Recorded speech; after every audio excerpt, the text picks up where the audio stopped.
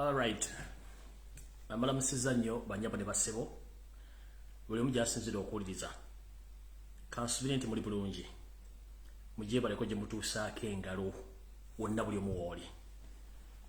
Nga bwe nabasuubiza nti ku ssaawa bbiri zennyini ez'akawungezi kaleero nja kuba ntuuse era ntumbudde. Sirya budde, siryaza amanya budde kubanga buli omu manyi aba yalinze dda era buli omu bamanyi nti yateeze dda waba atudde okuba nti awuliriza information nga begenda mu maaso. So nno eyakatuuka nkulamusizaako nnyo gye baleko gy'otuusaako engalo. Nga bulijjo nno saagala kulandagga ng'eyajja okusaba eryato njagala mpite mu bwangu ng'aloga mujjawe mbabuulire biki bigenda mu maaso. Okusookera ddala njagala kusooka kulamusa ku bannayuganda mwenna buli omu gy'awangaalira. Nga bulijjo osooka kulamusa ku bannayuganda bali mu ggwanga erya Amerika na buli kitundu w'oli wonna essaza ly'olimu nkulamusizaako nnyo gye bali gy'otuusaako engalo. Then ne njolekera ensi gye bayita Canada namwe bonna mwena bannayuganda bawangaale mu ggwanga erya Canada buli kibuga kyonna ky'olimu nkulamusizaako mwe baliko gye mutuusaako engalo. Kansubire muli bulungi, kansubire gitambula bulungi. Ne ngende Brazil mbalamusizaako ne nzija ku lukalu lwa Bulaaya. Bannayuganda mwenna bawangaale mu ggwanga erya Bungereza mu buli kibuga kyonna mw'oli nkulamusizaako mujje baliko gye mutuusaako engalo. Kansubire muli bulungi. Olwo nno ne nvaawo ne ngenda ku lukalu lwa Bulaaya lwennyini buli munnayuganda wonna w'oli ku ggwanga lyonna ly'olimu nga naye likola European Union nkulamusizaako mujje baliko gye mutuusaako engalo. Mwe bali kwebeezaawo, mwe bali kulabirira abantu bammwe, mwe bali kwagala nsi yammwe. Bwe nveeyo ne nzija ku ssemazinga wa Asia bannayuganda mwenna buli ali ku ssemazinga wa Asia ng'okola emirimu gyo please nkulamusizaako nnyo. Kansubire oli bulungi mujje baliko gye mutuusaako engalo. Ne nzija ku ssemazinga w'eggwanga ery'Abawarabu ku ssemazinga wa Middle East bannyinaze baganda bange mwenna buli omu w'oli nkulamusizaako. Wonna w'owangaalira nkulamusizaako. Mwe bali kwetuusaako ebitasoboka kwetuusaako, mwe bali kukola, mwe bali kugumira bizibu byonna ebisaagibwa mu mirimu gye mukola kubanga si byangu naye mubigumidde munoonya akasente kubanga kyonna kyekiri tulina okunoonya ekigulira amagala eddiba mu ngeri yonna esoboka. So mwenna bali Middle East bannyinaze baganda bange mwenna mbalamusizaako. I salute you. Then ngenda ku ssemazinga wa Africa bannayuganda mwenna bawangalira ku ssemazinga wa Africa mbalamusizaako. Buli kitundu kyonna w'oli nkulamusizaako mujje baliko gye mutuusaako engalo. Kansubire muli bulungi. Mwe bali kulabira famire zammwe, mwe bali kwebeezaawo kyekikulu ekisinga byonna. Then nenvaawo nenzija ewaffe e Kampala Uganda mwenna mbalamusizaako bannayuganda. Buli kitundu ky'osinzira mu Uganda abavuzi ba boda, abavuzi ba taxi, banneekolera gyange bali mu butale bali mu ofiisi mwenna mbalamusizaako ne bannabyabufuzi mwenna bakyagala enkyukakyuka nga muli mulamu mbalamusizaako. Then ne mbaliriza nga ngenzeeko ku nsi ez'omululalo bannayuganda mwenna bali mu ggwanga erya Kenya mbalamusizaako. Njagala mutaagingire omukulembeze w'e Kenya mukulu Uhuru Kenyatta njagala mutaagingire video eno njagala abeereko. Njagala mutaagingire omukulu Paul Kagame njagala abeere ku video eno. Mpozi ne mukulu Kishekedi wa Congo njagala abeere ku video na information amenye njagala obbawa. So buli muntu yenna ng'oli kuno ng'oli Kenya tegeeza munnabyabufuzi n'abakulu ba gavumenti bonna bali mu gavumenti ya Kenya tebajje ku video na information gye njagala obbawa. So mwenna bali e Kenya mbalamusizaako, abali e Tanzania, abali e Congo, abali e South Sudan mwenna mbalamusizaako, abali mu Egypt buli nsi yonna munnayuganda w'osiisidde nkulamusizaako. So naye akatuuka tegeeza munno nti omukulu atuuse saagala kulwawo njagala bbawa information kati bwe mmala obbabuuzaako ate then nengenda okutandika okubawa information entuufu.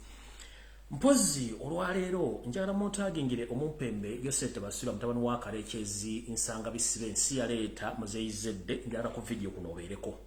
Tukooya akamanyiiro kano akasumagize yeeyalira gwe bannayuganda bw'olowooza nti bafutubaddeko tebakyategeera niye bategeerera ddala. So njagala mutaagingire Yosette Basula mutabani wa Kalekyezi nsanga bisibe muzeyizedde ensi yaleeta taliko address wasibuka naye yeefudde nti munnayuganda. So njagala mutaagingire Mama Assassin saagala bole ku video eno omukyala Janet Kembabazi mutabani w'omuhozi Kanyerupama naye njagala abeereko bonna njagala babeereko ku video eno. Njagala mutaagingire omukyala gwe bayita dokita naye ng'ate wa bicupuli Dana Atwina abeereko oyo naye si mubbi mulwadde. Njagala kubeereko n'omukyala gwe bayita Monica Musennero njagala ku video eno obeereko. Bamemba parliament njagala mbeere ku video eno kubanga ngenda kuwa information nga sigenda giddamu bwe mpa information sigiddamu. So njagala mbe nga information eno maze ogibawa bulungi nnyo ntandike bulungi nnyo. Alright, olwaleero nno ngenda sooka bawa information okusookera ddala njala sooka kola ekintu kino bwe kitibwa naye okusookera ddala njala bebaza bannayuganda nga bulijjo mwe bali kulwanira ddembe lyange n'okulwanirira struggle nti nze navaayo naye eriyo bannaffe abatannava mu makomera abakyabonaabona.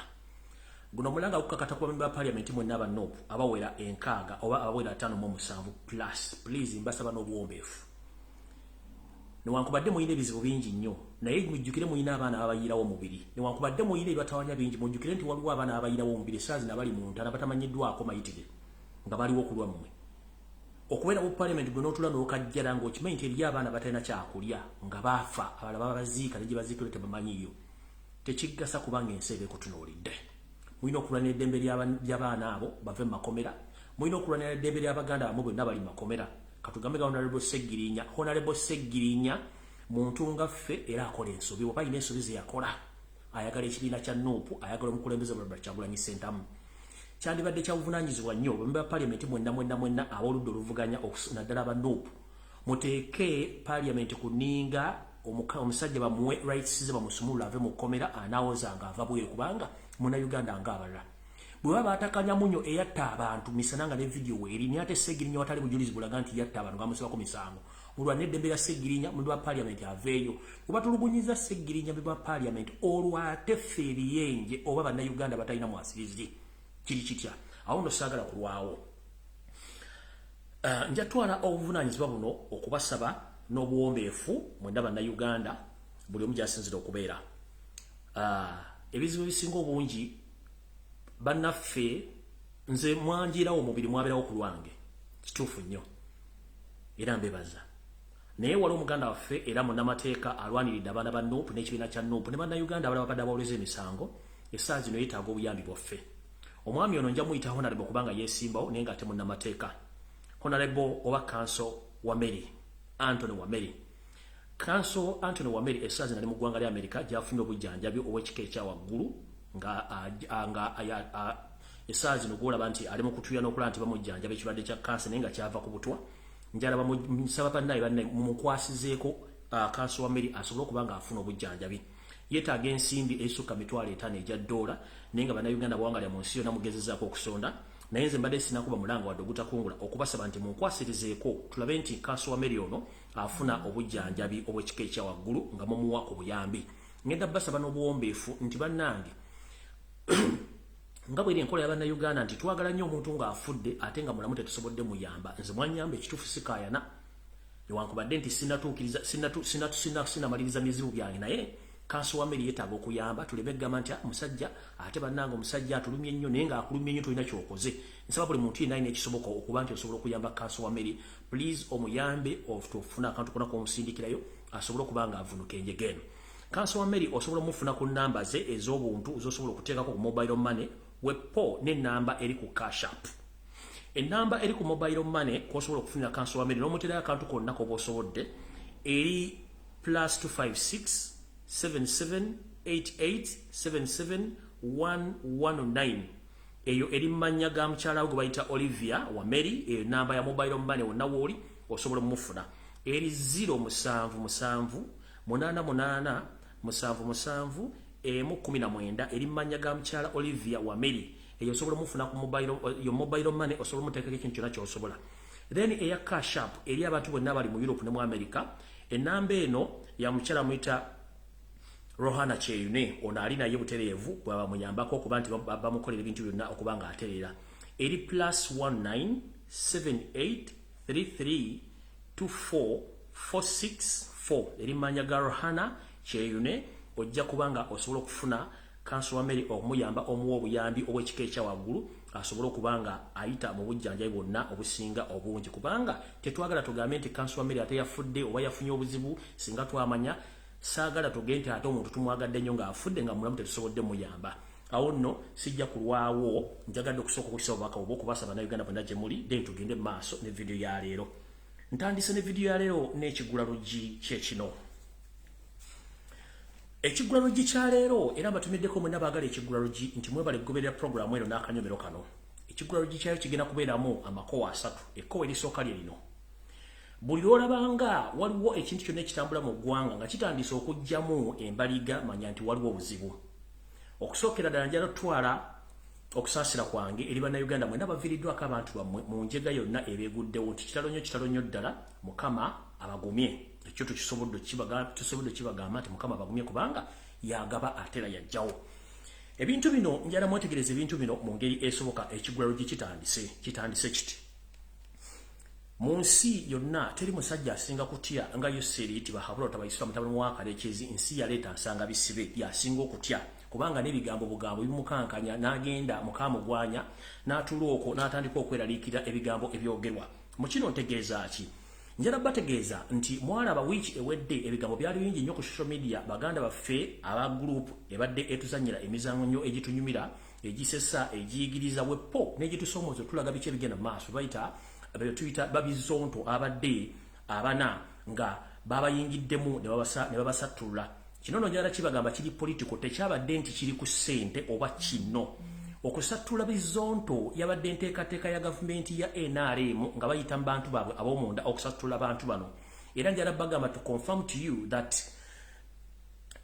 abantu abayise mu bantu bano ababiri abavudde ku bazonto baweebwa ensimbi n'okusuubizibwa ebintu ebyenjawulo okwawulamu ekibiina kino nga balowooza nti bagenda kikuba wansi olw'ensonga nti bagezaako nnyo batiisatiisa ne balema era ne babasiba ne balema olw'okuba nti akuba owuwa akuba awumba engalo kyabalemerera naye ne bagezaako okwagala nnyo kiko kyawulamu okutuusa lwe basobodde okyawulamu saagala genda nnyo nti details naye njagala bagamba nti abantu abasigadde ku mulamu ababiri okuli abasigadde ababiri abali ku mulamwa era abasigaddewo abali ku lutinzi abalala kuno kwe kuli omwami gwe bayita Serwanja oyasigaddewo gwe bayita Senior Zonto wepo n'oli omwami omulala era yasigaddewo amannya go gagenze gajja kujja oluvannyuma wepo n'omukyali yasigaddewo n'omuvubuka omulala gwe bali ku lutinzi eyo gye tuyita comedy official oba bakomedi gye tuyita bizonto comedy official abasigadde bali kubyalo kubanga nina information endaga nti bano ba state mafias abakozesebwa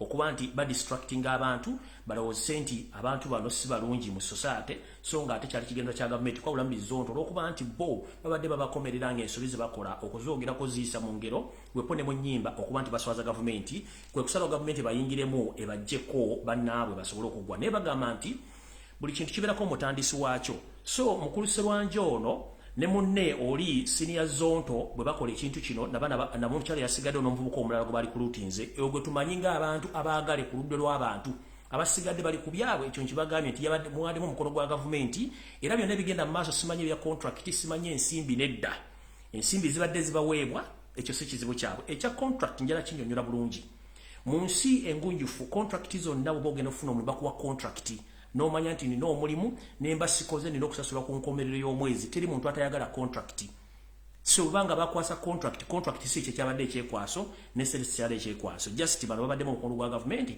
okwagala obayizaamu so buli muntu yenna abadde ayagala enkyukakyuka era ng'ogoberera ebigenda mu maaso mu bulamu bwa bulijjo please sigala ng'ogoberera bazonto origina basigaddewo anti bagamba eyawukana ku mugendo yefuuka kaasa ekyo nkimaze mukulu Yoseri tabase mutano wa Kalekezi mu kigulalo gikyali njala kugamba kumambu manyi kuno kwoli tukimanyi bulungi nnyo wazaala abaana bangi balinga obugulu bw'eggongolo ffe tumanyiko bana abali mu state house abatufutubaddeko abali mu kulya emmere ne batandika n'okusiwuka empisa okuumula omukka okutumanyira n'okumanyira eggwanga mu ngeri ez'enjawulo tulina abaana bwe wazaala batamanyikiddwa naye nga faamu tumumanyi ng'omuli Kibuule ono osaidiuza emukono eyo yafiirwa bazzukulu bo abaagwa mu swimming pool kubanga tebumanyi lwaki baagwamu Kibuule ono gye buvuddeko yali atendeka abayeekera mu bibira by'emukono eyo era atendese bangi nnyo tukimanyi nti bukyanga lubanga lwa mmindi mwami gwe ogezaako nnyo okufuula bannayuganda nti basiru okuva mu myaka gya 5 mpaka mu myaka gya 2021 naye situwagala obasiriwaze njala bagamba kino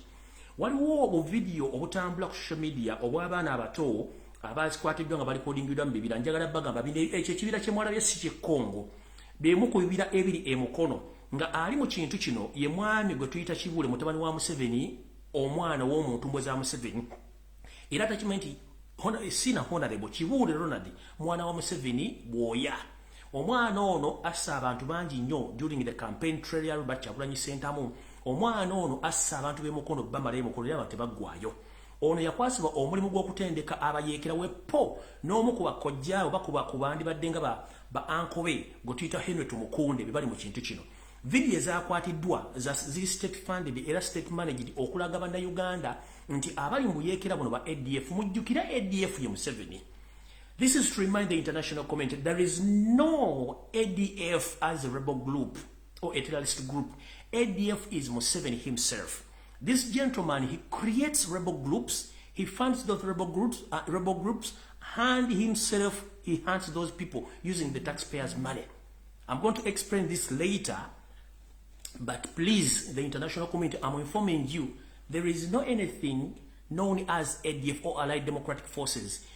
That rebel group, or Museveni call it that they are the terrorists. They are not terrorists. It's Museveni's rebel group, which he created himself, and he funded that group until right now is just camouflaging to show the international community that Uganda is under attack. Uganda is not under attack. Uganda is under attack by our own people. Museveni is attacking Ugandans because he's under pressure, he's under a political pressure due to the fact that he didn't win the election. So he just want to legitimize his statement as he did in 2010 when he set a bomb during the South African World Cup, that is 2010, at Rugogo Rugby Club, which took lives of Ugandans, and that led him to invade Somalia without the consent from our parliament of Uganda. It's the same thing which now he's doing, that he went on and invaded Congo with his hidden agenda. So I'm informing the international community, most especially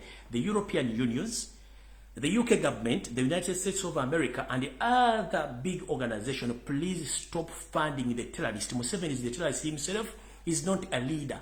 A leader who is civilized, he doesn't treat his followers or his citizens like Museveni the way how he does to Ugandans. Because this gentleman, he's a label.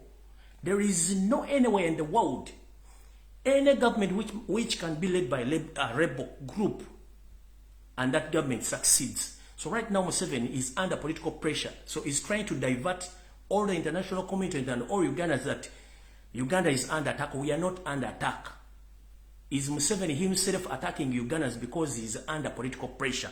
And please watch more of the information which I'm going to give you today, because I have a lot of information about what is taking place in Congo. So as we speak right now, those videos which are circulating in social media, that these young people, they were recorded in Congo. No, it's a false information. Those kids, they were recorded in some Mukono district, and these people or these kids are trained by his own son called Ronald Chibure and his brother-in-law Henry Tumukunde, because they have been doing this all along since 1980 by camouflaging and creating label groups. So it's exactly what he's doing right now. Because if I may ask, there is no anywhere in the world where someone who calls himself or herself that he or she is a rebel, and he comes out, he records himself, he gives the name, he gives out his names and gives out his father's names and where his father stays. That is a first information and first videos which are supplied by the state-funded social media platforms and TVs. So those videos, they were recorded by Museveni himself using his state-funded social media and TV stations, so that he can legitimize his cause which took him to invade Congo with his hidden agenda. So please don't share those videos. Kanchidde mu Luganda. Mwenna bannayuganda bampuliriza. Bu video obutambula ku mitimbagano ya social media obw'abaana abato abadde babagalidde emegemera wala nga bagamba nti baana amanya babogedde ga Kisiraamu ate nga baana Baganda. Mwaddemu n'omusajja kinvinvi eyabadde agambye nti ye musiraamu era lwanirira eddembe ly'obusiraamu era Mukama abayambe. Kiri bwe kiti. Omusajja gwe twogera ku Yosef Tabasira mutano wa Kalekezi azza akola ebikolwa bino ebbanga lyonna ng'abuzaabuza ensi ne yeeterawo abantu be n'abajjawo n'abazzawo n'abatekawo ssente. Vidiyo ezo zakwatiddwa era nga bazirye babiga kuli Henry Tumukunde wepone mutabani wa Museveni gwe bayita Henry Chibule be bakoze vidiyo ezo okuziraga. Teri mu nsi yonna muntu ayitibwa Muyekera asobola kurecordinga video n'awaayo amanya g'amatuufu n'awaayo amanya ga kitaawe n'ekyalo kitaawe kwazaalibwa. Ekyo mu nsi yonna teri Muyekera asobola kikola. Kitegeeza nti ye kennyini Museveni yakola ebintu bino olw'okuba nti tebaasoma eyo ngenda kujjayo.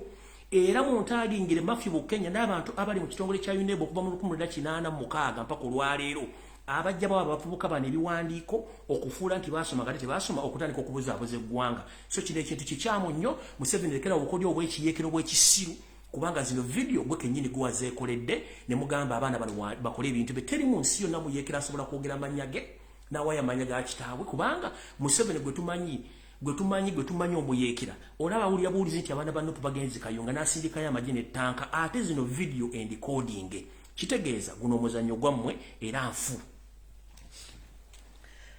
awo nno ndowooza ekiggula luggi ngenda kuba nkifundikidde olwaleero kantandike ne information entuufu olwaleero kati video etandise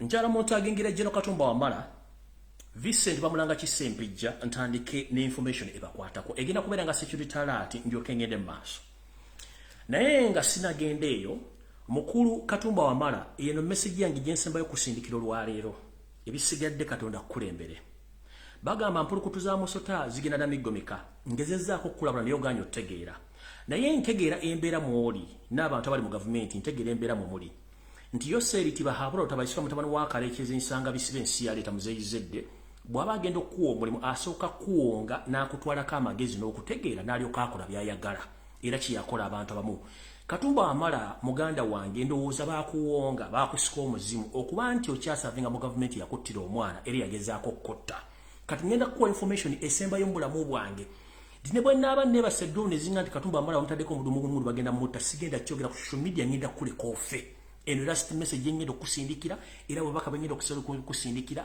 mu bulamu bw'onooba ofudde sigogenda okufa tebagenda kuziikamu nze this is my last message to you General Katumba Wamala. I've been warning you all along that you are serving a long government who have the plan of finishing you, but recently they attacked you and in the end you lost your daughter. But you are still serving the same government and you are talking like someone who is comfortable with the government. But this is my last message to you and this is my last security to you, including Minister of Security Bamulanga Kisempija. I have your message and this is my last message for Jeno Katumba Wamala. If you fail to understand, please onakulonofa bwebaba balisoba bantu abadde mu bulamu nja kusobolwa mu kiraamo ekyo nkugambye nti message yange esembiyo gy'oli olwaleero ntandise bwenti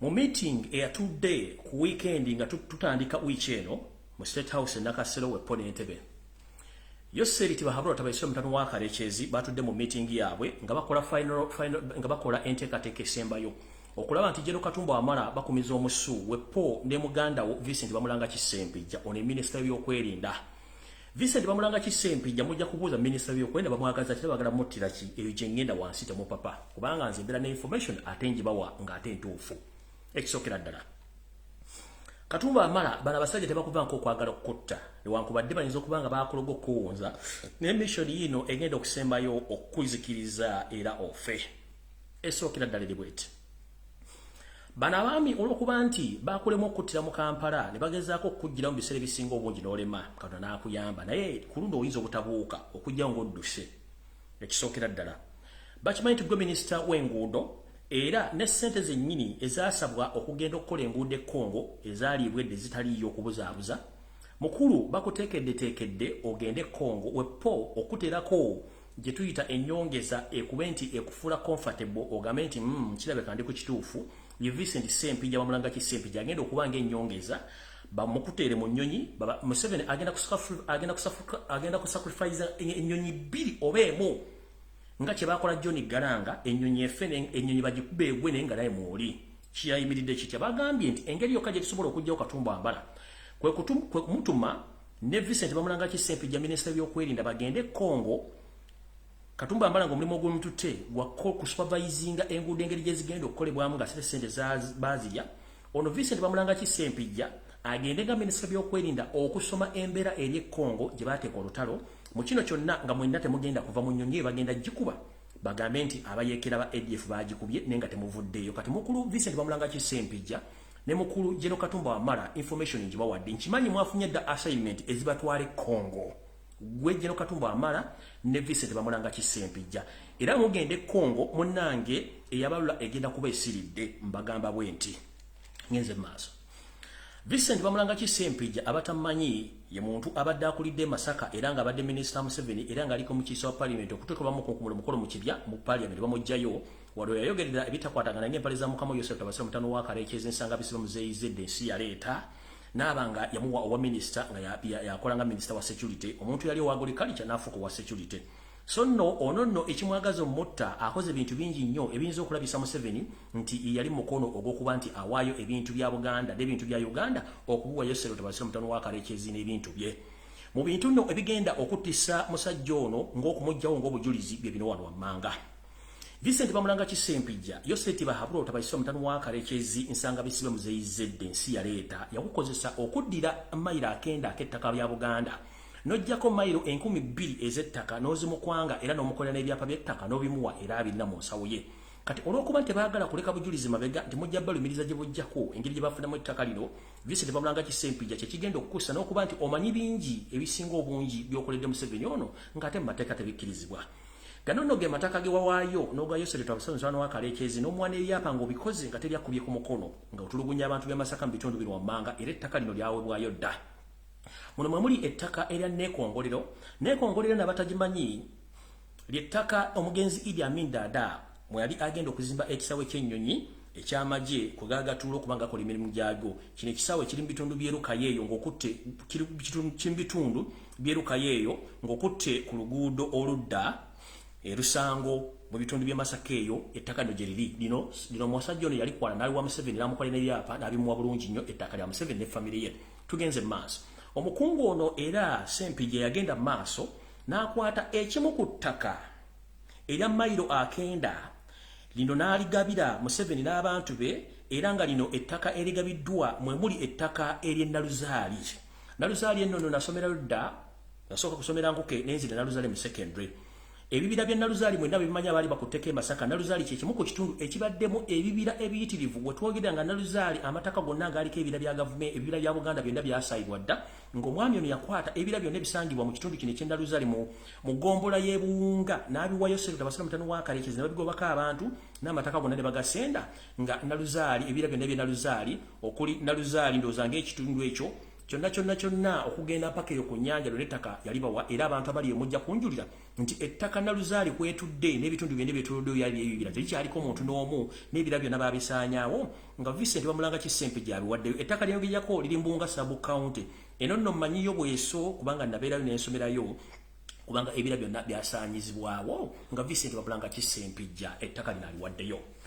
Muno mwe muli ettaka ery'Ebukakkata landing site nalyo Vincent Bamulanga Kisempijja yaliwayo nalikwasa Yosef Tabasira mutano wa Karekezi n'abantu be era lya famire erina n'ebyapa balina.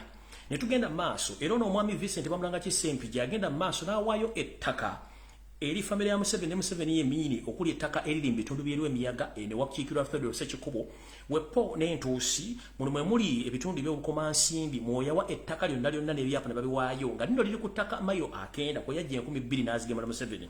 Tugenze maaso ono nno yazannya omuzannyo munene nnyo okutunda ettaka lya Buganda okutudde ebibira entobazi Wepo n'abantu ko baali basenzeddwa okuba nti batulako ng'abantu ba Buganda.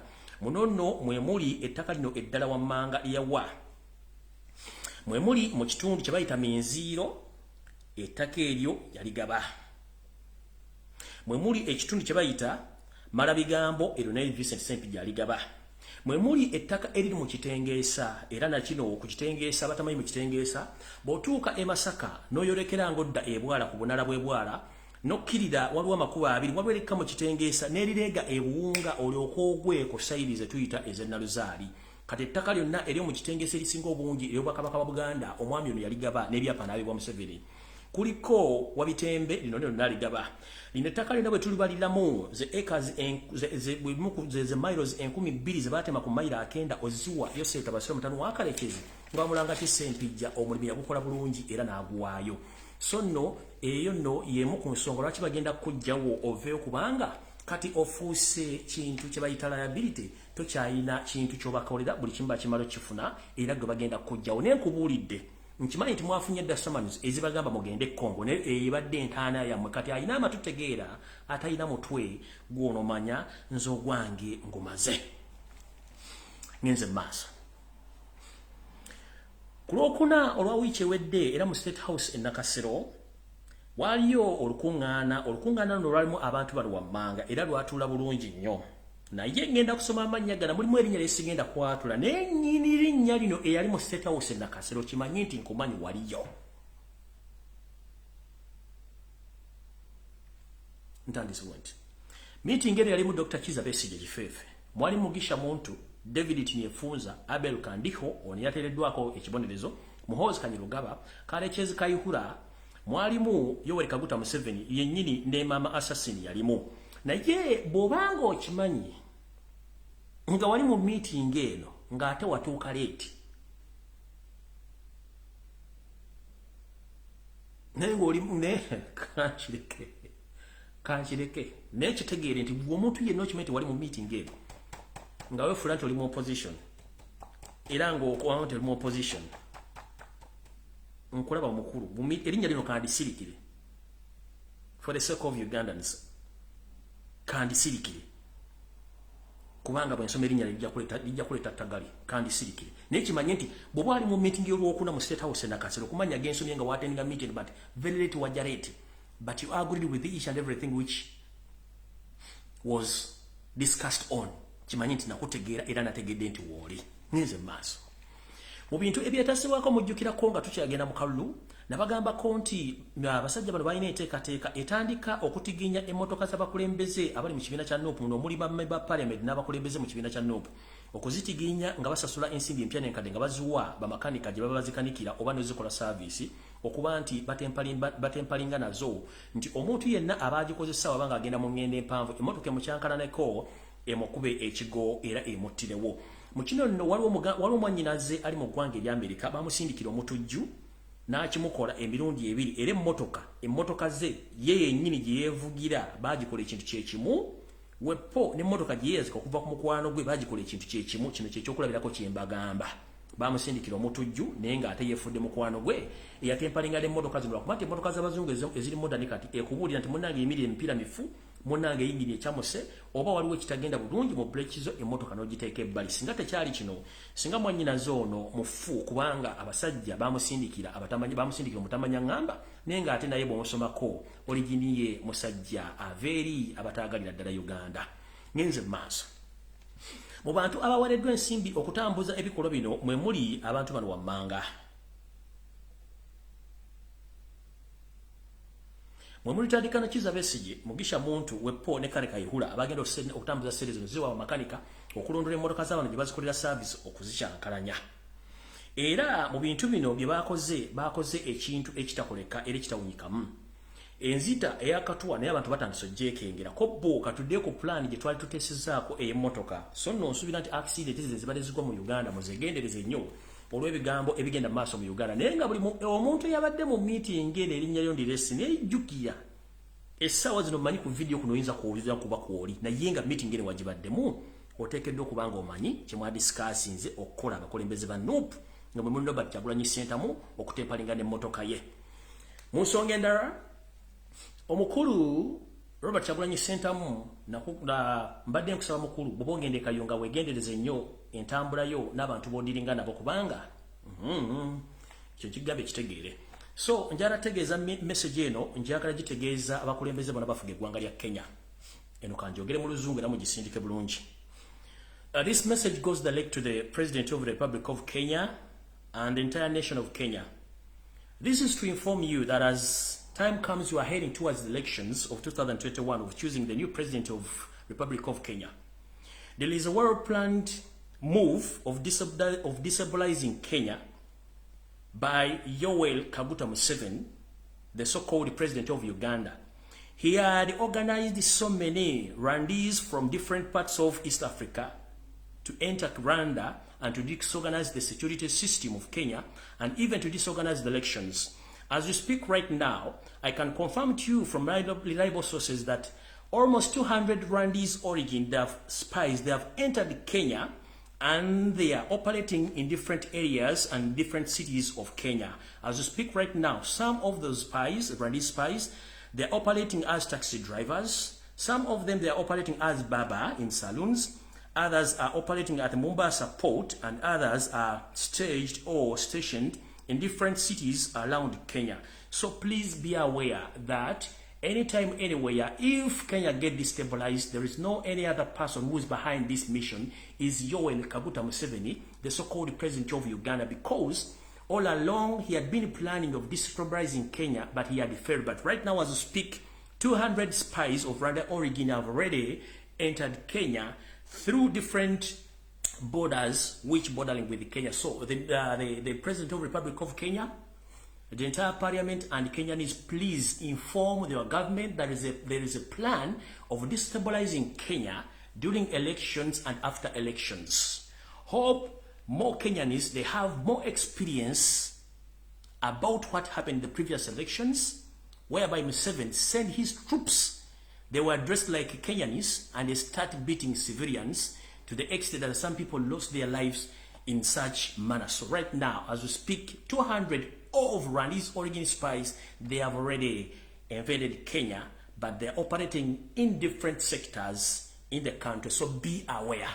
If it is possible, the Minister of Internal Affairs and the Minister of Security, please wake up before it's too late. And also this message goes to the President of Republic of Congo, Mr. Tshisekedi. I know you are aware that Ugandan government is trying to destabilize your country. Museveni himself is just beating around the bush that he went there to look for ADF rebels. That's not his mission. There are so many hidden agendas of himself invading your country. One, last week you heard that some of the United States embassy staff members, their telephone gadgets they were spied on. It is the same that your telephone gadgets your telephone gadgets, Mr. Shekedi, they are mounted by the Republic of Uganda through the high-tech experts. So your telephone numbers and telephone gadgets are mounted by the security organizations of Uganda, including ISO and CMY. So whatever conversation you're having between you and the other leaders of East and Central Africa, be aware that your telephone numbers or telephone gadgets are mounted through the sophisticated software. But the person who's behind this is Yoweri Kaguta Museveni and his entire regime, because they're hiding some information and some of the reasons why they are in Congo, they are hidden. But soon or later, I'm going to inform you the reasons as why Museveni is in Congo. So as we speak right now, before I leave Congo, let me inform the international community the reason as to why Yosef Tibahabrota by Cyril Museveni went to Congo. These are the 5 reasons as to why Museveni invaded Congo. And the first mission is Museveni didn't go to Congo that he's looking for ADF. As I've already informed you that Museveni is ADF himself. Previously, Museveni used to create his own terrorist groups and rebel groups, and he found those groups. So the reason as to why Museveni went to Congo, first and foremost, he doesn't have money to run his government. So he went to Congo to loot Congo in terms of gold, timbers, and to justify his work of bombing Uganda, and he claims that ADF is behind the bombing of Kampala city. No, that is wrong.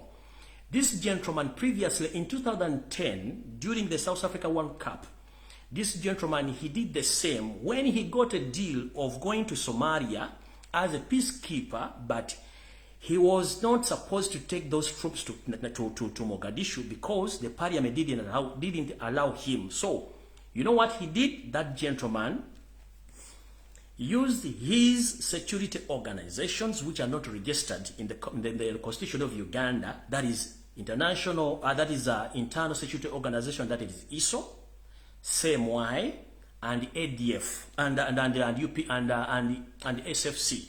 I beg your pardon, and SFC. They planned of setting bombs at Rugogo Rugby Club, Kabalagala, and Muyenga in 2010. These bombs were set by those organizations, And those bombs claimed a lot of lives of Ugandans, innocent Ugandans, which forced him to take troops to Somalia so that he can get millions of dollars from African Union and USA and European Union, which he succeeded. But this gentleman, he lied to the world, and the same thing he's doing right now. He claims that ADF attacked Uganda and they set off bombs in Kampala. That was a big lie. This gentleman is good at camouflaging since 60s up to now. So those are the three reasons as to why he's in Congo right now. And the fourth agenda, or the fourth issue of himself taking troops to Congo, this is the hidden plan. Please, can anyone please tag the current president of Republic of Rwanda, Mr. Paul Kagame? I'm here to inform you, because for me, I'm tired of destabilizing Africa. Due to the fact these people are not civilized. Museveni, you are not civilized, and your entire government. The fourth reason as to why Museveni is in Congo, and the reason as to why he's there, he had taken a lot of ammunition, including tanks, including tanks, a huge number of fighters or soldiers, and guns, which is unnecessary, because we've been asking him for the evidence to show us that where the ADF camps, they are nowhere to be seen. But the plan behind this gentleman wants, the moment he reaches in Congo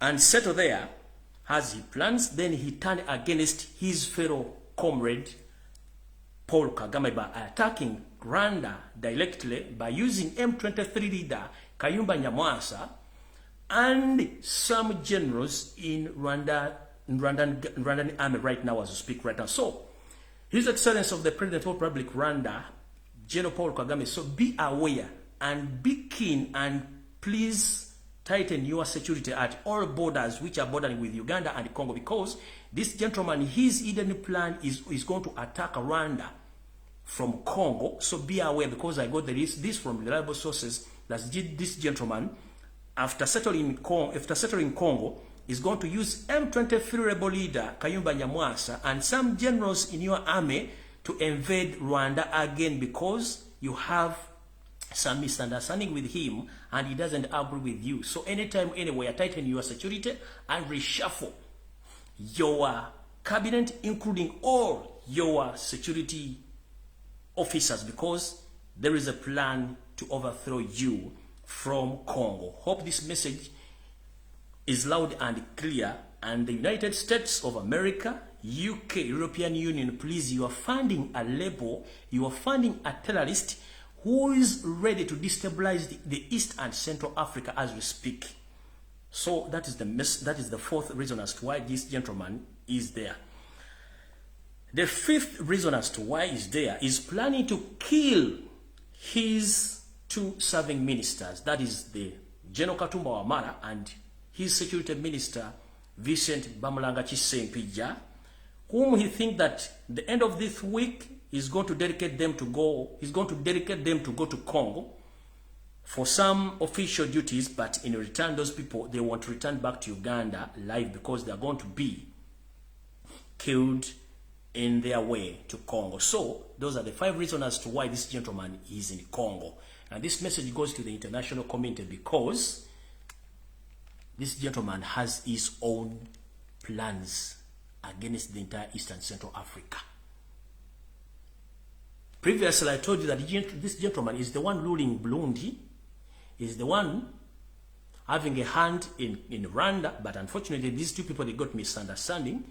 But funny enough, I'm still asking myself, during the 1994 genocide in Rwanda, Museveni was the one who facilitated the APR, all those rebels from Uganda. He gave them cash, guns, and troops. And all those troops who went to invade Rwanda or to overthrow the late Habyarimana, they were serving officers of Uganda People's Defense Forces. How dare, over the double standards of the European Union, the British government, and the United States of America, How dare you didn't brought Museveni to the courts of law, more especially to International Criminal Court, whereby some people were left out, like Museveni himself is supposed to be in the International Criminal Court to answer the genocide because the one who planned and masterminded the 1994 genocide in Rwanda. Nobody mentioned him because we know he's having a lot of spies and some people in the big organization who back him and defending him. But the world knows that Museveni is the one who was behind the 1994 Rwanda genocide, which claimed almost 1 million Rwandese people. But nobody took him to any courts of law to answer those questions. The same gentleman is still doing the same in Uganda. He's killing innocent Ugandans. There are so many Ugandans who are suffering right now. Some were killed and buried in unknown destinations. Some of those who are those buried with him then in jail. So I beg upon the international community, please help Ugandans, help the entire East and Central Africa, because this gentleman is beyond the borders. Remember, whatever you are doing helping Museveni, at last it's going to cost the lives of millions of people in East and Central Africa.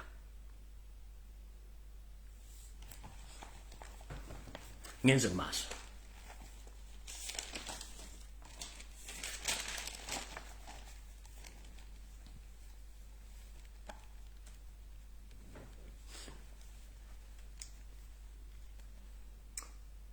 Mukulu Sam Omala eyaliko omu ku baduumizi mu poliisi mu bitundu ebya Kampala n'emiriraano.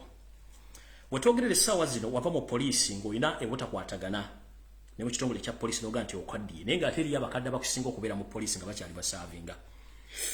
Wavuddeyo n'oyogera ebigambo bingi nnyo ku social media era mukulu n'ekkolera post n'egamba nti weekweke. Ensonga lwaki nagambye weekweka yabadde bwete. Yoseti bahabula tabase mutano wa Karekezi ne mutabani we Muhoozi Kainerugaba batoye order ogibongo budde tebunna nga ekiwuntu ekinasamba ddagala.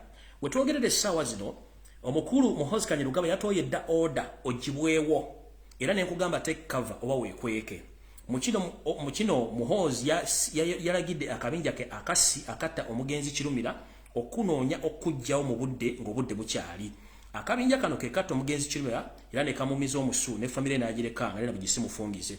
Bana basajja abagenda okunoonya batambulira ku pichipichi ya kika kya sport Honda ngerimu erimu kala nzirugavu ekkala nzirugavu bali babiri abagenda okutambulira ko ekimanyi bazo kubanga bakutandika okutambulira ko endagiriro y'abantu bano oba number plate ya pichipichi ne ko bagenda okutambulira eri UCC 95 nyake nchiddamu mukulu Sam Omala. Please tighten your security. Recently you came out and you said that you served Uganda and you served the Museveni government, but they didn't appreciate you to the extent now you don't have money. You exposed the government. And the message reached to Muhoozi Kainerugaba and his father. So in return, Muhoozi Kainerugaba informed his father that this gentleman is supposed to be taken out of action or out of service. Muhoozi ordered his assassination gang, which killed late Muhammad Kirumira, and he ordered them to kill you.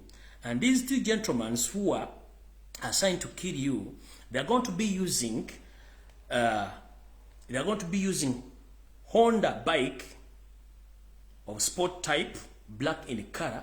Number plate is UCC 954K. That's the number plate they are going to use. But you know, the moment I give out this information, these people, they change. So Mr. Omala, be careful with your movements, where you stay and the people you talk to, because they might change the tactics of getting you. So be aware, Mr. Omala. Oyito gatomanyi Luganda kubulidde oluzungu ndozo lutegedde bulungi.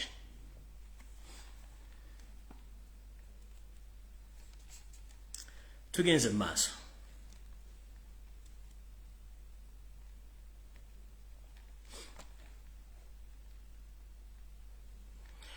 Era mukowere erimu mwenna bannayuganda bawangalira ku bitundu by'Entebbe ndooza mwalabye ekyagudde ku mwalo gw'ekigungu landing site kino tekyavudde mu bbanga nti omuliro gwazikizisa Kigunguland site okuva mu bbanga.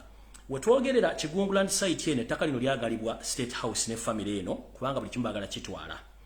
Njala bagamba amawulire ga nnaku nti abaakumyeko ebintu byammwe omuliro gabadde magye aga SFC nga gakulembeddwamu eyeeyito wa poliisi ng'aliko orders z'omumpembe Joseph Tabasira mutano wa Karekezi nsanga bisibensi ya leeta nga bakulembeddwamu eyabadde monitoring nga bwakye tuyita supervisor this mission was supervised by the RPC Kampala Metropolitan Police South Commander nkiddamu mission ey'okwokya Kigunguland site message oba okwogera okwokya kuno ebiragiro byavudde mu State House ng'ettaka lino balyagala era ng'eyakulembeddwamu ekintu kino gabadde amagye ga SFC nga gakulembeddwamu owa poliisi aduumira ekitundu ekyobukiikakkono ekya Kampala Metropolitan Commander yabaddemu RPC abamanya amanya ge ndoza mujja gateekawaawo so abantu b'ekikungu temulowooza nti omuliro gwavudde mu bbanga oba mwana yakumye kando amagye ge gaabokyeza ku birago by'omumpembe Joseph Tabasira mutano wa Karekezi nga bikulembeddwamu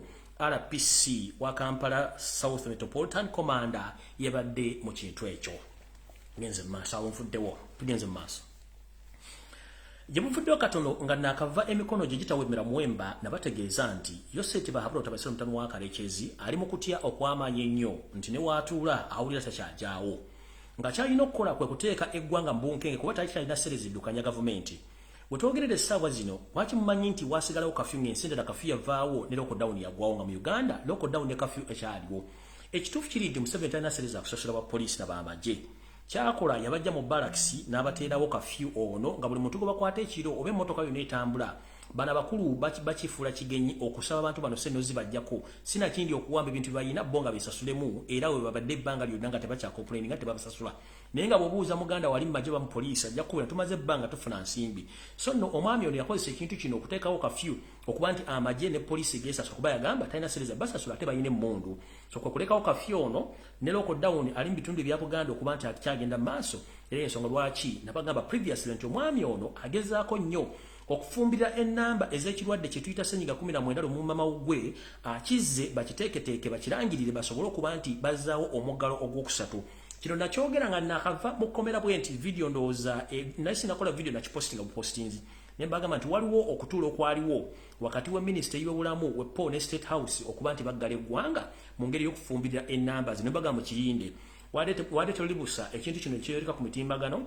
nga TV ey'omumpembe omukyala muwala w'omumpembe muzzukulu wa Stan gwe tuyita TV ye yono omukyala gwe biyita Diana oba Natasha gwe tuyita Natasha Broadcasting Service ekulemberwamu omwami gwe tuyita Kim Kaliso omuddugavu alinganga esefuriya kasoli efumba kasoli ennamanve abamu ku bakozi be ne bava ne bagamba nti Uganda wetwogerera efunye ekirwadde ekipya ekya ssenyiga omupya ekika ekirala ekintu ekiwezaako abantu omwenda era bo ne bava ne bakirangira mawulire gona nejja kirangira mu Kampala nti kyabadde kituufu lade telibusa nireeta omubbi omunene gwe tuyita omubbi omunene yeeta Dr. Luther Achenge n'alangirira nti bafunyeeyo abantu 7 abeetukirwadde kino kati baawukanye bulungi nnyo ngera empale za mukama wa Yosef Tabasira mutano wa Karekezi ensi yaleeta nsanga bisibe muzeyizedde bwe zikola yeyawuddemu amawulire gayogedde birala ye kennyini n'asindika minisita n'ayogera birala kati beekuba empawa kitegeeza ennamba ze mwagambye zonna zabadde enfunga bwe tukimanyi nti temwasoma abasinga obungi mutufuga nga mutufugira mu bintu bya kisiru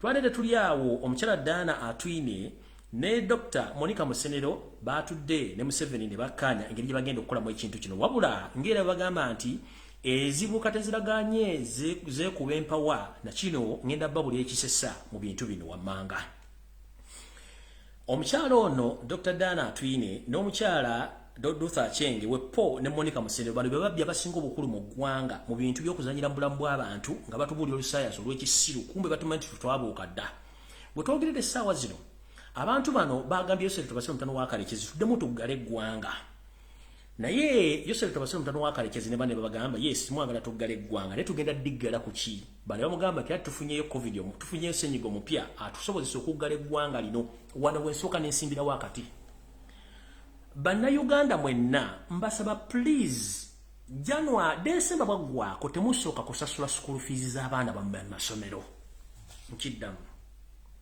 Bannayuganda mwenna mbasaba January bw'aba atuuse musooke muleke okusasula ensimbi zammwe mu masomero kabeere December ono temusooka kusasula kubanga kyemutamanyi kiri bwe kiti abasajja bano bayagala okutta ebyenjigiriza mu Uganda era ye missionary wo sinti waliwo ono comedy 19 kyempita senyigo wa mama gwenedda mission yakutta byanjigiriza mu Uganda na kusimira Tomi abaana ba Buganda okubanga tebasoma n'abaana ba Uganda baba abo basomera mu nsi z'abazungu mu nsi eziriranyeewo ne mu international schools mu Uganda ezimu zikola ennene ezaabwe abaana abaabwe basoma kati fa abaana abaze zikookolima agali amajize zikookolima abaana bafe bakafenyere boga yali abisi fite tugenda kusoma era abaana bano njagala babulira nga nakava mu komera kigatto wange yampa mawulire okuva mu dala ngamba nti abawala emitwalo 16 bafuna dembuto baana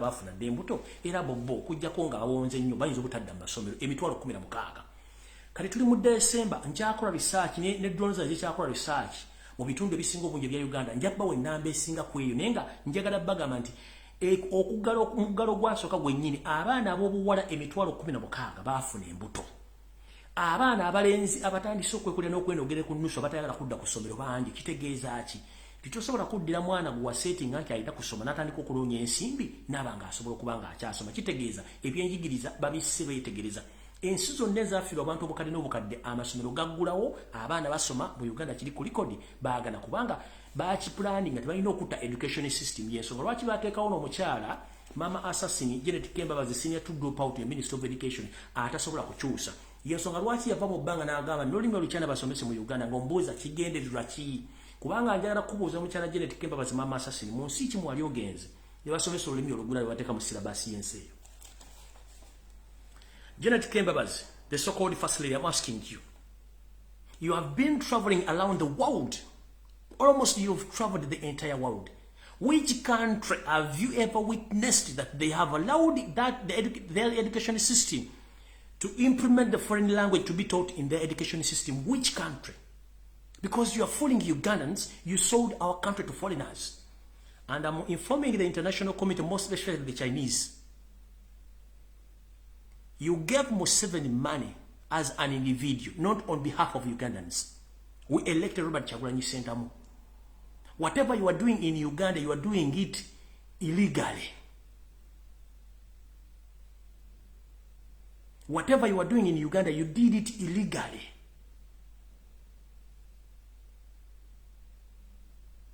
And the biggest number of Chinese, you are in Uganda illegally. First and foremost, the man whom you gave the money is not a Ugandan. Sam Kutesa, the man who was there to sign those agreements, is not a Ugandan too.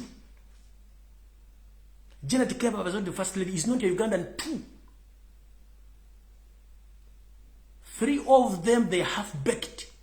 They signed what they didn't understand. At first, they signed the agreement without reading and understand the terms and conditions of those agreements. So, for last, we know that we voted Robert Kyagulanyi Ssentamu. Whatever agreement you had with Museveni, it was a personal agreement.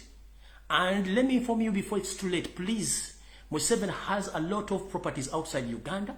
Museveni has a lot of money in offshore accounts worldwide. So, whatever comes, please, you don't own anything, or you don't owe anything to Ugandans. We have nothing, we don't have business with you. We Ugandans, we know nothing about those agreements. Deal with Museveni is having his own properties. Janet Museveni and Sam Kutesa, also they have their own personal properties.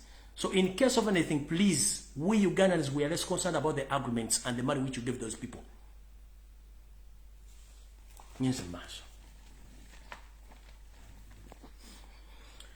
Awambadde nandazeeko nga ngenda kujja wano malirize ekintu kya COVID-19. Ekintu kya COVID-19 bafunye obutakkaanya batya. Dana atwire ne babbi banne bagagale waddemu okufuna ssente ku international scene n'ekyo kyagaanye kubanga ensi esinga obungi zonna nzigule. Kati Museveni n'abagamba nti mwagala tuggalewo naye bwe tulina okuggalawo kitegeeza border zonna tulina oziggalawo naye ate tukyasigaza tukozesa border Congo tuyingizayo amagye twagala kukola mission zaffe tetusobola kuggala ggwanga ng'ate Congo border ya Congo ekyali nzigule.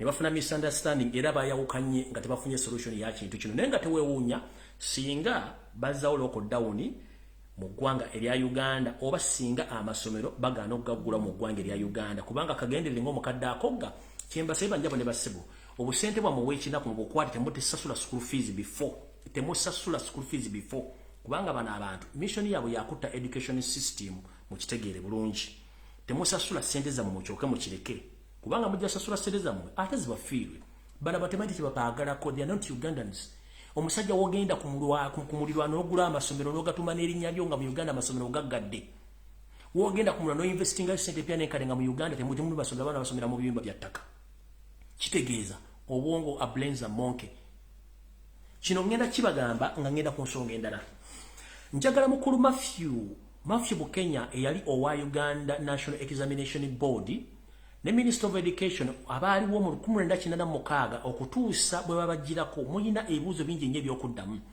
okusinziira ku reliable information reliable sources ezingamba nti abantu bonna abali mu gavumenti ya Museveni okuva mu 1986 okutuuka wano bagidde Matthew Bukenya empapula zonna ze mulina ziri forged baba wampe temusomangako muno mwe muli empapula za P7 senior 4 ne senior 6 mwenna abasinga obungi. That's why you are not civilized. Let me tell you this. My fellow Ugandans, this is to inform you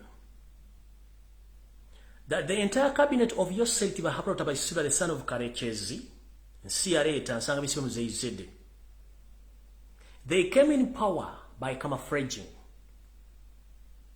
I'm still doing the investigations.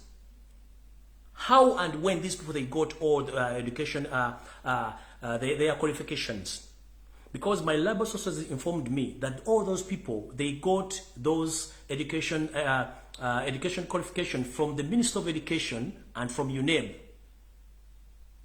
But those qualifications they were awarded by those officials who were in those offices since 1986. Until some officials, they were changed from those offices. So all those people, from those government officials from 1986 up to 2000, somewhere there, all your qualification, education qualification or academic qualifications are fake, including the first family, some ministers, and those who are still serving in the government. All your academic qualifications are fake.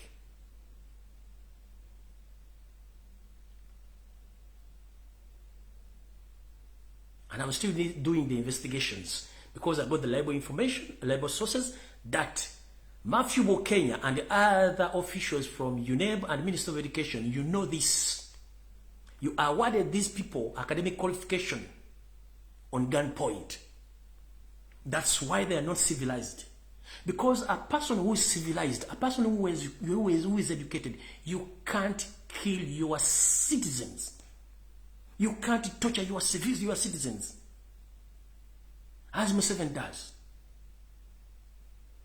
We are in the 21st century whereby we bring issues on table and we discuss issues and we accept or we negotiate than killing each other.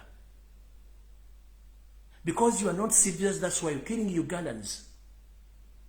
So, I'm still investigating that information and I'll soon come and expose these people. There's a mass. Echaloko down chiri matankane. Bwana amosawo, it's up to them. Kubanga bachimanyi kigenda kubeera political. Tekikyali nti kiri kyakugeza okutangira bana Uganda butafuna bulwadde. Kiri political. Ekyo nkimaze. And also I want to inform the international community that Yoweri Kaguta Museveni, Yoseri Tibahabro Tabaisiba, the son of Karekezi, whom you are funding as we speak right now, and whom you are supporting, is a very dangerous man. Right now is fighting against Muslims in Uganda. Let me repeat this.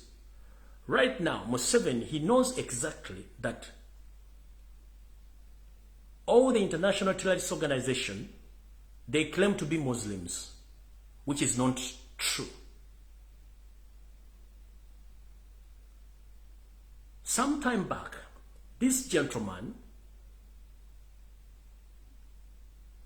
when he wanted the support from the international community, when he was going to wage a war against the previous governments, this gentleman, he had no any other option of getting support from his own religious organization, like the Protestants and the Catholics. The only option he had was to go to Muslim countries to get support. He went on nicknaming himself that he's called Kasim, plus his brother known as Salim Saleh, Shabani Bantaliza, etc, etc. But these people are not Muslims. They knew that they can't get support from other religious sectors or sections. So he was informed, or he was given an advice to try to Muslim nations. That's why they nicknamed themselves the Islam names. So himself, he nicknamed himself Qasim. So he went to Libya to meet the late Muhammad Gaddafi. Muhammad Gaddafi helped MUSEVEN, knowing that he's helping a Muslim, or he's helping a Muslim colleague. But unfortunately, this gentleman was camouflaging. My concern is here. MUSEVEN right now, you are using Muslims and you are nicknaming Muslims as terrorists, which is wrong. You've been killing Muslims all since 1950s, 60s, 70s, 80s, and even in 2000 you're still killing Muslims. Why? If the Catholics didn't help you, if the Protestants didn't help you, but the Muslims helped you to gain what you have right now, why do you camouflage? And why do you hate Muslims? Why? Why do you kill Muslims in Uganda? And you went on, created a labor group called ADF, Allied Democratic Forces. And you are working with the gentleman called, the gentleman who is right now he's not in Rizila prison. This Jamil Mukur also is a Muslim man. You went on killing Muslim cyclists. And some are still in jail, rotting there. They are ongoing circulating videos on social media of the young boys and grown-up men who came out, were staged by your son and your brother-in-law.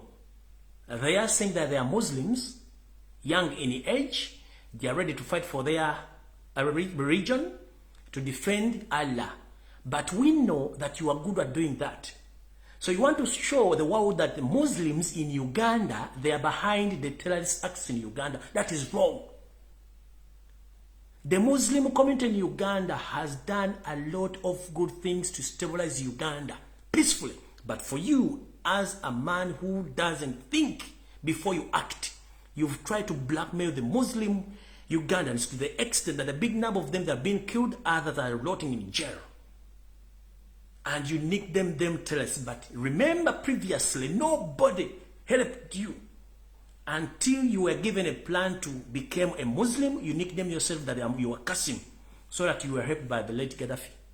But now you are tarnishing the name of Muslims in Uganda. You must stop this. Can't you demo Uganda?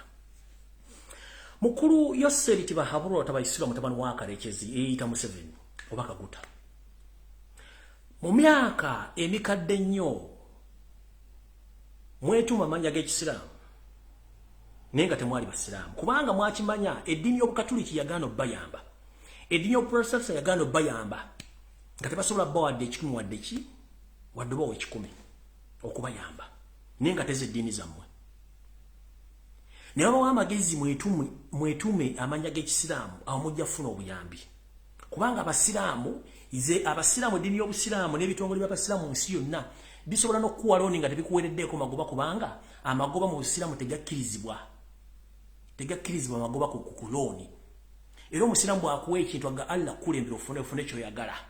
Kati mwe mwakimanya nti okufuna obuyambi mulina kwetuma amanya ga kisilamu ne mugeetuma ne mugenda e Libya Muhammad Gaddafi n'abayambanga abasiraamu basajja mmwe ng'eddiini zammwe ziganya obbayamba n'abato baganya obbayamba ne mwetuma amanya g'ekisilamu ne mujja muyeekera gavumenti ezaaliko ne zivaako ne mudda ku manya gammwe oligino era Muhammad Gaddafi ababafa abakiikidde ensingo bwe mbanga mwakozesa amanya g'abasiraamu okufuna kye mwagala okutuuka lwaki mutta abasiraamu nze siri musiraamu nefena tukiza muntu omugo bayita Katonda bogo bayita Allah. The difference is language. But we are all human beings and we are all Ugandans. Stop killing Muslims. Because they played a big part to bring you where you are right now. You are killing Muslims, but they are innocent Ugandans.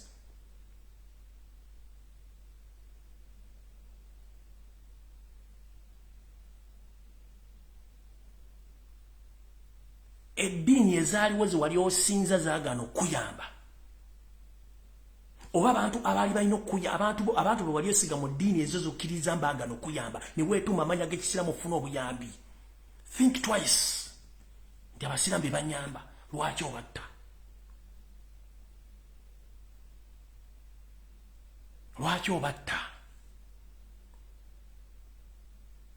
buno bu video bwatumye mutabani wo Kibuule nono mukoddomi ogundi tumukunde bakole bu video ng'abaana boogera musimanya amanya gagenze gundi tata wange ye gundi nwanirira eddiini y'obusiraamu era mukama Allah ampe empeera. Who is fooling who? No history wa muwe kiyaye n'okubuzaabuza bannayuganda ffe gwe tulwanira tubajjeyo tubagula amaaso balabe ng'ebintu byemukola bya kiyaye. Teri muyeekera mu nsi yonna asobola kufulumingibwa n'ayogera amannya ge ne kitaawe ne gy'azaalibwa tekibangayo. Kyenva mbaga nti mwafuna ebiwandiiko mu UNEB ne Minister of Education nga mubikozesa kubanga temwasoma. Civilized people, they don't act the way how you act. Civilized people, they don't act the way how you act. If you want to prove this, just witness from other tribes in Uganda, how they behave. Since 1986, one tribe is ruling Uganda and they are killing Ugandans, innocent Ugandans. Why?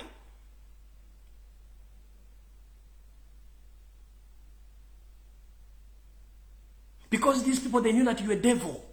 Other religious organizations, they knew that you at one time you become a problem. That's why they didn't support you. Naye omusajja yakuyamba. Abasajja bakuyamba manya gabo gafudde ekyokutuulako. Kasimu otte Sheikh Kirevu. Kasimu otte babisiramu weetuma kyaki ng'okimanyi nti si kyoli munda muli kyenga bannayuganda omusajja gomuga nti afuze eggwanga bulungi alese abatta abantu emiliyoni n'emiliyoni z'abantu ze basse mu ggwanga gomugambo ye musajja afuga eggwanga bano abasajja tebaasoma yesobola ki buli kimu bakikola kifuula nnenge n'olyango oli avaayo asapootinga kati mbabuulidde history bw'asoma ono ogenda ofune mundu n'okola yakozesa amannya ga kisiraamu kati right now abasiraamu yabatta okuva mu mbala gy'abatta mpaka nakati akyabatta lwaki otta abantu bakuyamba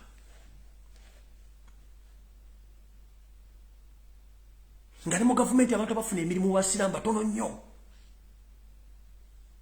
bwe twogera esaazi zino abaana bannayuganda bonna abawala bali mu buwalabu bakola ekyeyo saazi na bali mu kutulugunyizibwa bonna ne ofiisi zammwe zitwala abaana baba enamba esinga baga nti bw'oba toli musiraamu tetukutwala kuba gye tubatwala mu bawalabu.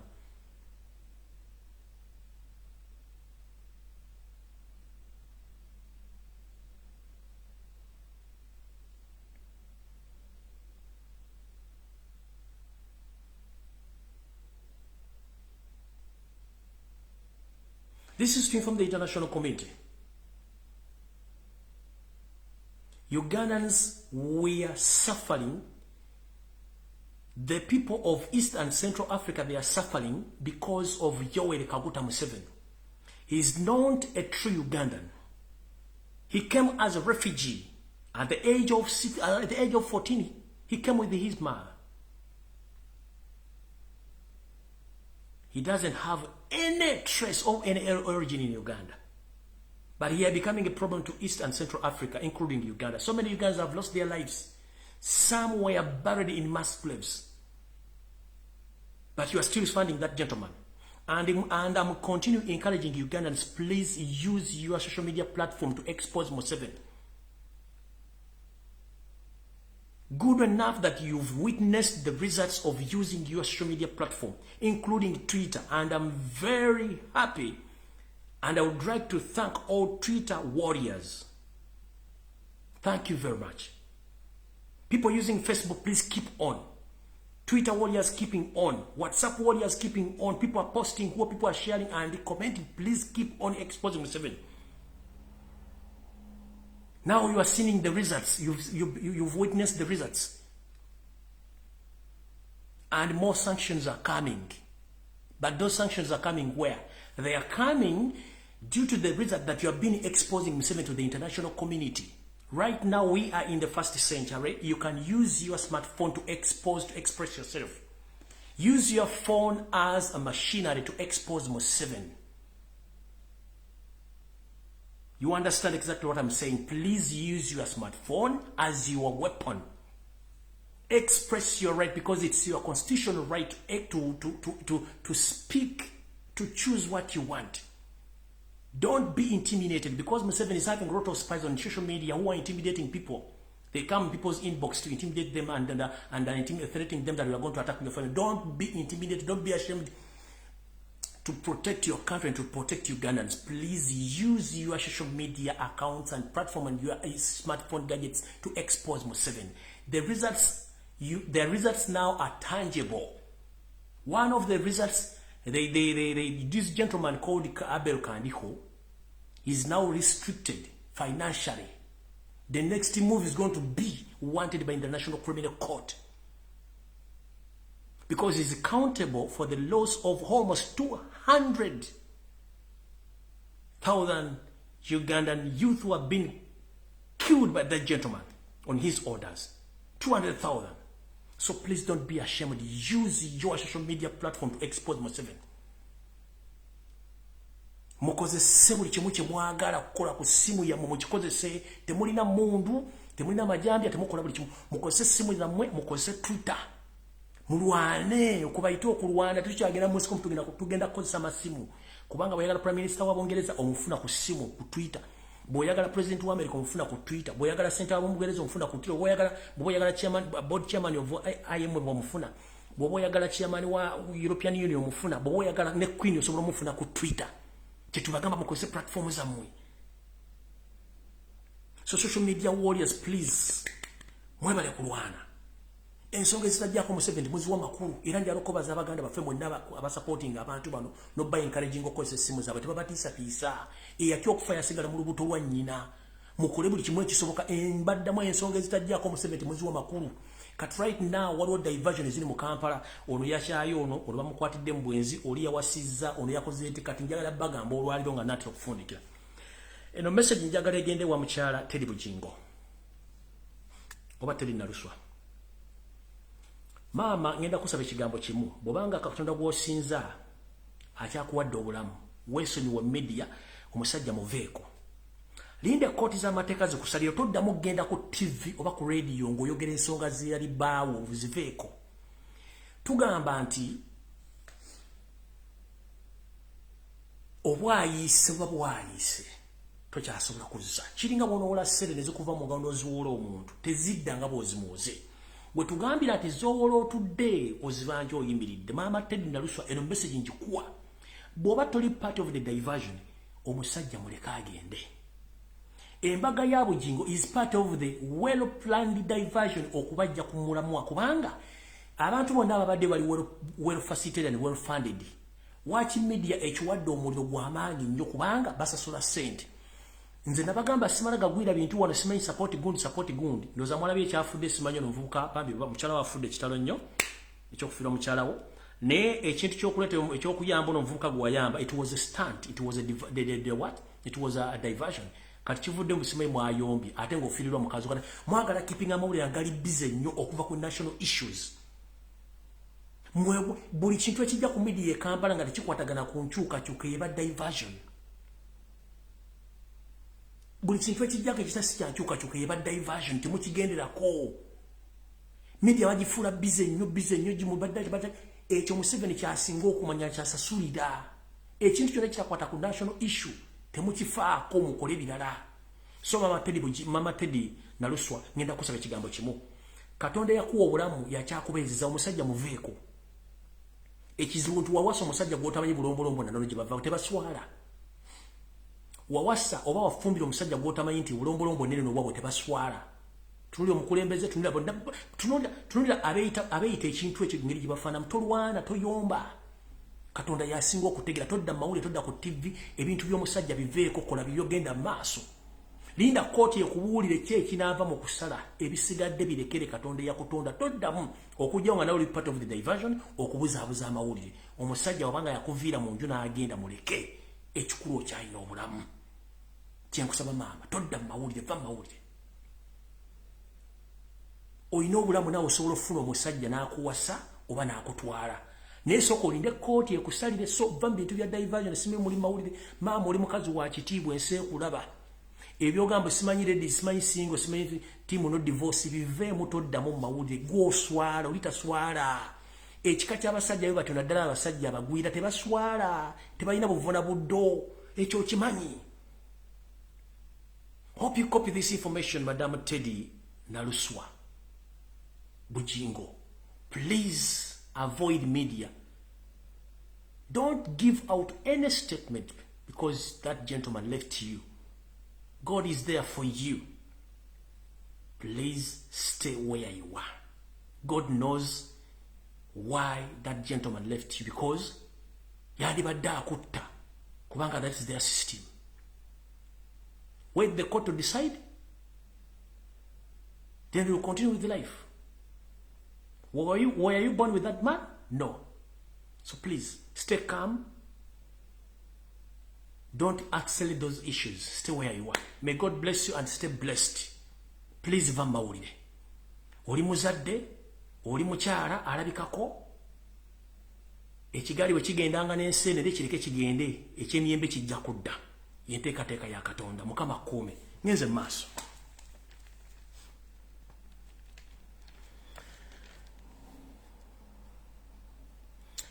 Waliwo deal esayiningiddwa olunaku lwa jjo wakati wa wakati wa gavumenti y'Yoweri Kaguta Museveni wa Karekezi ne ba commissioner aba human rights mu Uganda nga bano babawadde ensimbi empya n'enkadde okutegeeza ekitongole kino okujja ku radio ne TV okubiriza bannayuganda okujja bagema bafune okugemwa okw'ekisenyiga 19 kubanga bano ekintu kibatulidde abantu baganye okwegema kati mukulu ba commissioner ba Uganda human rights mulina abaana bammwe mulina ne bakazi bammwe mulina family zammwe mutwala abantu bano bakoleko ebyo mwagala so muve ku bannayuganda mbaleke so no yidini nagitegedere muri nga bazze ku TV ba commissioner ba human rights n'abantu bangaze ku TV baba gamba nti mugende mukole ekintu kye mugende mukole ekintu kiri temubuuza kikirwa kikyabandi babawadde ssente era basayinize endagano mugenda bula ku TV ne radio station nga ba promoting ekintu kino ekirala waliwo eddagala erevudde echuba nga ligenda kuyita Tanzania okuyingira Uganda nga lino lya comedy 19 genda muyita comedy 19 ng'eddagala lino lizigenda kujja nga ligenda kuyita Tanzania okuyingira Uganda eddagala lino terimanyiddwako rekodi zaalyo terigenda kukola ki naye nga lyakubagema ebirwadde bimumanyi ebiriwesa zino ebyalumima mawugwe so mbere careful nnyo nga mugenda okukwasaganya ensonga zino era nga bulijjo bwe nfundikira ngamba nti kiba gy'oli okukkiriza okugenda okufuna empiso oba butagifuna.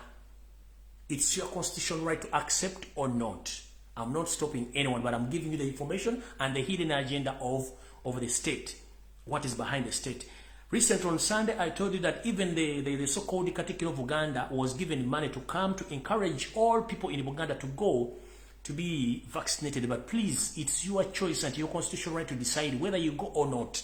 But me, I'm just coming here to give you the information which you can't access. But please be aware. There are some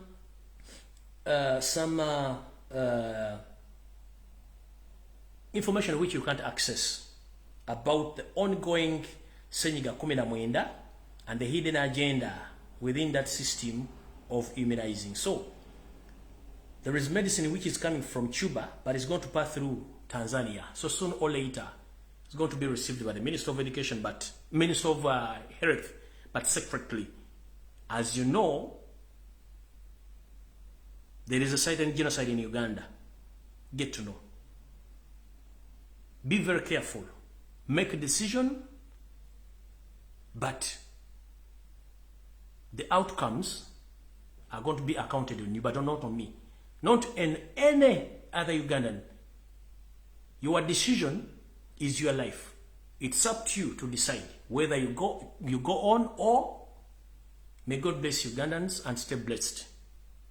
But I keep on calling on the international community, please stop funding Yoweri Kaguta Museveni. The government of the Republic of Kenya, be aware, tighten your security.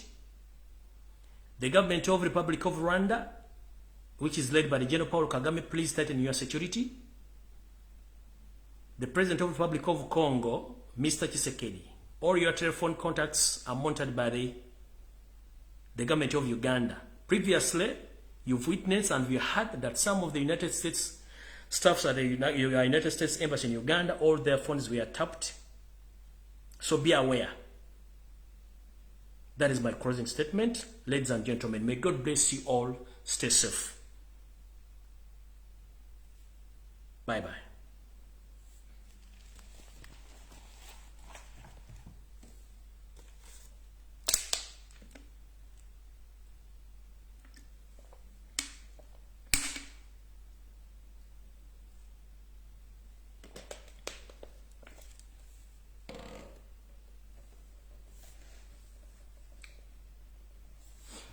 Banange badde mbasibudde naye temwerabira akantu ke mbasabye okutuuka ku mukulu mu lawyer waffe wa Mary tetwagala musanyukira nga ate mukama amututte mu bintu ebitasoboka. So mbadde mbasaba bambi mutuyambe mu obuyambi mu muganda wange wa Mary. Mbagambye ennamba ze kosobola mufuna eya mobile money eri 077 88 77 9 eri mmanya ga mukyala we agayitibwa Oliver wa Mary. Eyo tekako sente zonna zoyagala ku mobile money kubanga omusajja oyo atubeereddewo. Baganda baffe bonna bavudde mu makomera Anthony wa Mary abaddewo. Tetulinayo mulala abaddewo. Abaliwo bakyakola ku misango mirala. Alina ennamba endala gy'osobola okukolako mu abantu abali mu Bulaaya ngeri ku cash app. Eri ku plus 197 83 32 4464 eri mmanya ga Rohana Cheyune oba Rohan Cheyune. Enamba eyo eri plus 19783324464 ya cash app. Endala gye mbagambye eri mmanya ga mukyala we kosobola oteeka kasente konna kuba yeetaaga emitwalo 5 ejja dola okubanga afuna obujjanjabi naffe tumusasule nga kyatusasudde. Muganda ffe Anthony wa Mary atulwanidde baganda baffe bonna ababaddewo era abasinga obungi bavudde mu kumererwa kuba nti ye yali asobola okulya sente n'atuvaamu yagana okulya sente. So mbadde mbasaba n'obuwombeefu nga munnayuganda munnammwe ayagala ensonga zino please omwami ono mukwasizeeko akasente konna ke mba musobodde. Enamba kangisevinge wano abasobola ogiwandiikako abasobola ogikola ki naye obudde bugenze almost kastanji bwade ngenda gipostinga ku page mujja kuba mugiraba. So bane mukama bankumi natakumira mpeera obudde bugenze ano zigenda kukola saa 3 kitundu tujja kusinkana olunaku lwonna mukama bankumire.